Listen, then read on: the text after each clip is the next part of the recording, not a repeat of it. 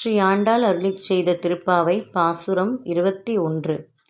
ஏற்ற கலங்கள் எதிர்பொங்கி மீதளிப்ப மாற்றாதே பால் சொரியும் வள்ளல் பெரும் பசுக்கள் ஆற்றப்படைத்தான் மகனே அறிவுராய் ஊற்றமுடையாய் பெரியாய் உலகினில் தோற்றமாய் நின்ற சுடரே துயிலெழாய் மாற்றர் உனக்கு வலி தொலைந்துன் வாசற்கண் ஆற்றாது வந்துன் அடிபணியுமா போலே போற்றியாம் வந்தோம் புகழ்ந்தேலோரெம்பாவாய்.